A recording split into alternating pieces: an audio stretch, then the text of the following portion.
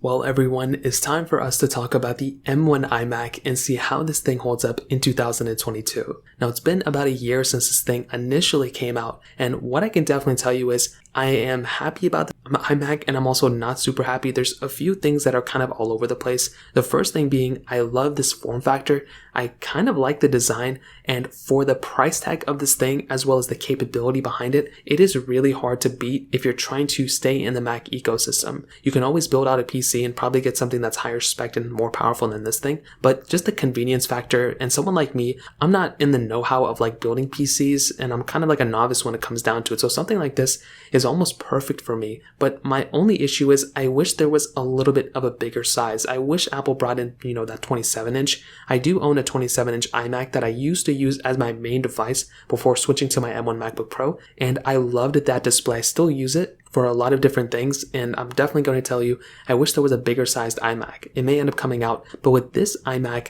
it's still being sold, you can still buy it, and it's barely even a year old, or maybe a little bit over a year old as of this point. If you want to pick it up, links will be down in the description. You can get them from there. You can help support the channel at the same time. Now, starting off with the outside of this iMac, you can definitely tell it is a little bit of an interesting design. So it is a little bit of a sleeker bezel design, at least looking on the front, when compared to the older generation iMacs, the 24-inch and also the 27-inch one as well. The bezels on the top, the sides are slimmer. They are white bezels, which are kind of an inconvenience. I wish they just made them, perfectly black. That would have made so much more sense. But that would have made too much sense, and that's probably why Apple did it. Maybe the next M2 iMac will probably have black bezels so they can differentiate a little bit more. Now, they do have the chin at the bottom without an Apple logo. Personally, I don't even mind it. I think there's been a lot of people who are kind of all over the place with it. Personally, there's other things I've complained about this specific iMac before, like the non-bigger design. But personally, I think it's okay, and I don't really have too much to complain about in that sense. Again, Apple's not really looking for the best looking display ever on this iMac. They're just trying to make something that works, and the panel itself is amazing, but again, everything around it not so much. Now, on the side, we do have a headphone jack, which is very interesting, and we also have a very sleek design on this machine. This is one of the slimmest machines I've seen on some sort of Mac like this, which is so cool. I mean, it is pretty much on par with the thickness of a MacBook, which is amazing. Now, I also don't mind a Mac being a little bit thicker, so I never really understood why they really focused in on sleek design, but Apple isn't making this specific Mac for somebody who is a power user. They're making it for somebody probably like me who just uses a Mac every once in a while. I mean, I use my Mac all the time, but I don't really consider myself like a power user as of that point. I just edit a bunch of videos. Other than that, I'm not really using too much like heavy duty things, just like web browsing and stuff. Now, on the back, we do have our Apple logo there, which is very interesting. We don't have any expandable memory, so unlike the Intel iMac that I also have, the 27-inch one, we were able to upgrade the RAM, which was really, really cool. On these models, everything is enclosed. In fact, on my specific iMac, I also took off the display, and I was actually able to go ahead and improve. I think I went from a hard drive to an SSD on this thing. This was about 2 years ago, and it really improved my performance and just the overall capability of my Mac, which was nice.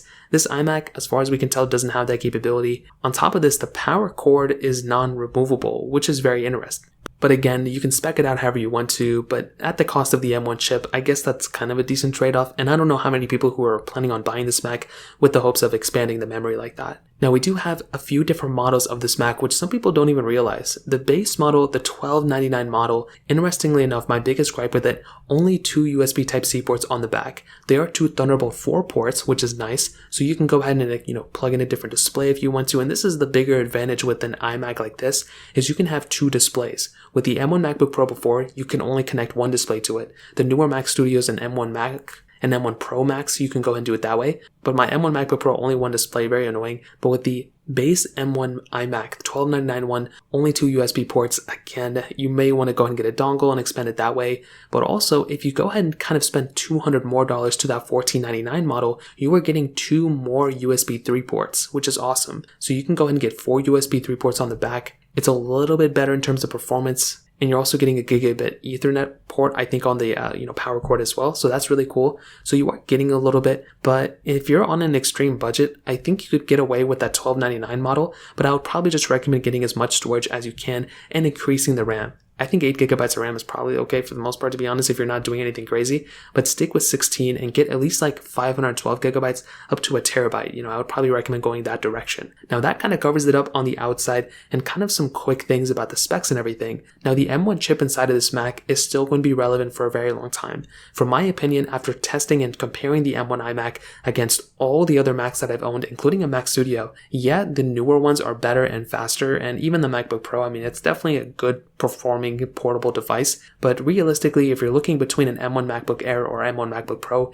and this MacBook, you're realistically going to be getting kind of the same performance. But on top of that, when you're comparing it against the Mac Pro or the M1 Max chipsets, you would actually be kind of surprised how similar the performance can be. Obviously, the newer ones, the Mac Studio is going to be much faster than this thing, and you have a lot more capability from that machine. I mean, you're getting just a longer future on that Mac because it is an upgraded chipset, but that doesn't make this one any slower. I've been using the M1 chipset for the last year and a half now, and I've been having a great experience with it. It's been beautiful. On this Mac, on the other hand, it's the same exact story. But I will tell you, if you're planning on getting the best bang for your buck, this is where this Mac comes into play. Although you can't interchange this display, and once you get this all-in-one, there's not much you can kind of modify with it. If you're somebody who wants to get like an at-home desktop, let's say you are offered a work budget from your employer, and you can go and spend X amount of money, and they're just trying to find what works the best. I definitely do think something like these M1 iMacs are tremendous value per dollars. I don't think they're perfect, but I've said this in almost every single review and comparison I've done of any MacBook this year. These M1 iMacs, because of that $1299 base model price tag, it is a tremendous price when you consider that you're getting a great chipset inside. You're getting a decent 1080p webcam, which is not bad at all. You're getting a 4.5K display. This is massive. That display within this thing, if you wanted to buy it separately, I mean, the LG Ultrafine 4K display, you can probably pick one of those things up for probably around $400 to $500 in the used market. There's probably some in the brand new market too. So that's like an extra, let's just say $500. That's an extra $500 you're going to spend on a display on top of you buying the chipset and the webcam and the keyboard and mouse, which also come pre-included with this thing. I definitely do think this is a pretty good bang for its buck in my opinion. Although the performance may not be like the best compared to the latest and greatest Mac Studio, you have to really understand your use case and work backwards. Are you a humongous developer? Are you spending a lot of effort and time exporting a bunch of 8K footage and rendering all these, assets? If you're, a game developer, are you, running your code and isn't just taking too long to execute or whatever? I will say, for something like this M1 iMac, I think it's a perfect machine. I don't think it's perfect, like I mentioned. There's really no upgradable anything you can do on this Mac. The 2 USB ports kind of strike me a little wrong. I think it's a little bit too thin, to be honest, but it's not a big deal. And there is a little bit of a chin on this thing, which can be a little problem for some people. Other than that, I think this is still a really good Mac to pick up. And honestly, I would highly recommend buying it. The only thing I would recommend buying more than this is probably like one of the 14-inch or 16-inch MacBook Pros, and then buying a monitor. I think that is probably even a better deal, and you'd save a bunch of money than going even for a Mac Studio. But again, if you have all the money in the world, you wouldn't even be looking at this thing. You'd be getting the Apple Cinema display with the Mac Studio. So this is, in my opinion, a great value. And worst case scenario, you can buy this thing and you can go ahead and return it. If you don't like it, you can buy something more expensive. But I would start with this thing because it is one of the cheapest offerings of an all-in-one that Apple makes. So that kind of covers it up. If you have any other thoughts or questions, let me know in the comment section below. Hit the like button, that would mean so much, but definitely hit that subscribe button. More importantly than everything else, I love every single one of you guys. Hopefully I'll catch you guys in the next video. Peace out till then.